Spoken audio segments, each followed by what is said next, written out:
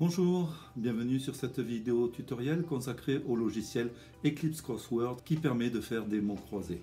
Alors si vous tombez sur cette vidéo par hasard, je vous suggère quand même de voir la première partie qui était consacrée à la découverte et à la réalisation des premières grilles. Cette vidéo est un petit peu plus technique et nous allons voir comment insérer les zones de texte et la grille dans un document texte avec LibreOffice.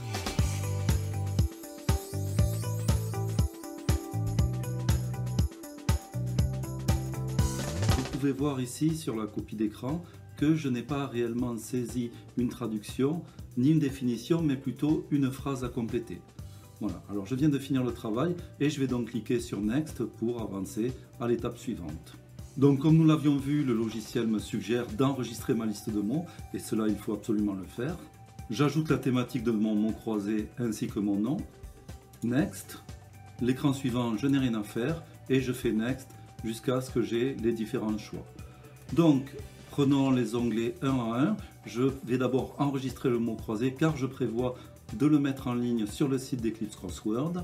Donc, Save Crossword.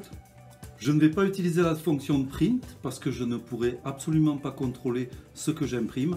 Je vais plutôt aller dans Publish Crossword et sauvegarder les deux fichiers, donc le premier avec les définitions, le second avec les définitions et solutions, et les deux fichiers pour la grille vide et la grille avec les solutions. Si nous observons le contenu du dossier, nous voyons que nous avons bien nos deux fichiers texte, nos deux fichiers images, la grille et la grille avec les définitions, ainsi qu'un fichier .ewl qui est en fait la liste des mots. Donc si j'ai oublié un mot, je peux revenir à la deuxième étape et dire j'ai déjà une liste et recommencer mon mot croisé et ajouter autant de mots que je le souhaite. Donc j'ai ouvert mon traitement de texte, ici LibreOffice, et je vais aller ouvrir le fichier RTF qui contient les définitions. Voilà, mes définitions sont là, ce fichier je ne vais pas y toucher, je vais juste venir ensuite me contenter de copier et je collerai les définitions dans le document définitif. Donc je vais prendre un nouveau fichier dans lequel je vais mettre la grille et je vais mettre mon image au moyen du menu Insertion, Image. Donc je choisis le fichier qui ne contient pas le mot key parce que je veux la grille vide, bien entendu. Donc vous pouvez le voir, la grille est en place. Il me faut maintenant aller chercher les définitions dans l'autre fichier. Alors petit conseil, ne prenez pas le across et down parce qu'ils ont une certaine mise en forme et ça vous poser des problèmes lorsque vous allez le coller à côté de la grille. Donc contentez-vous de copier les définitions, CTRL-C, je retourne sur le fichier où j'ai mis la grille. Et là, je vous suggère d'insérer une zone de texte et de venir coller les définitions dedans. Donc ça se fait avec le menu Insertion, Zone de texte. Je vais dessiner une zone et là, coller mes définitions dedans. Et ensuite, je vais donc pouvoir rajouter horizontalement ou across. Je n'ai plus qu'à faire la même chose pour les définitions verticales. Donc je retourne sur le document avec les définitions. Je sélectionne, je copie, je retourne dans le document, je crée une zone de texte et je colle. Voilà, mon document est prêt et vous voyez qu'ainsi je peux contrôler comment je vais placer mes définitions et ma grille. Donc ici j'ai une grille assez conséquente, donc je vais faire un A4, mais pour des grilles plus petites, ça va permettre d'en mettre 2 ou 4 par page et ainsi réduire le nombre de photocopies. Nous allons dans ce deuxième exemple insérer notre grille et nos deux zones de texte de définition dans un texte. Donc je vais commencer par sélectionner mes définitions, CTRL-C pour les copier et insérer une zone de texte. Je colle mon texte à l'intérieur de cette zone de texte, je rajoute across horizontalement et je déplace ma zone de texte quelque part sur le texte. Alors petit problème, la zone de texte vient recouvrir le texte. Donc je vais faire un clic droit sur la zone, adaptation au texte et je vais choisir optimal.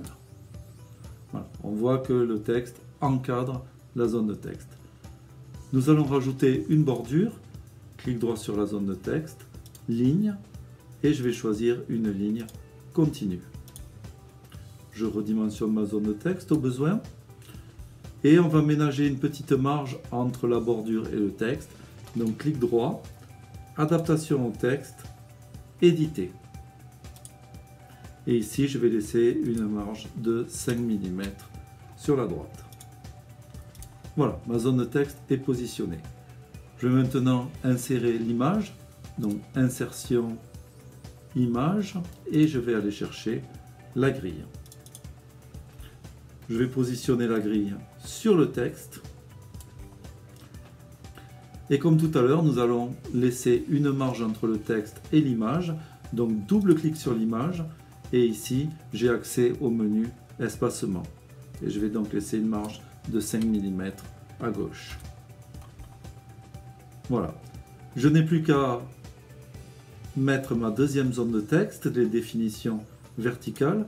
Je vais donc copier le texte, créer une zone de texte et je vais carrément la positionner sur la grille. Je rajoute verticalement, clic droit, ligne, continue. Donc j'ai bien positionné la grille et mes deux zones de texte. Voici un exemple qui montre le même travail sur plusieurs textes sur une feuille A4. Voilà, c'est tout pour aujourd'hui. J'espère que ce tutoriel vous aura donné envie d'intégrer des grilles de mots croisés dans vos préparations ou d'en mettre à disposition en ligne pour vos élèves. N'oubliez pas de vous abonner à la chaîne pour d'autres tutoriels ou d'autres moments pédagogiques.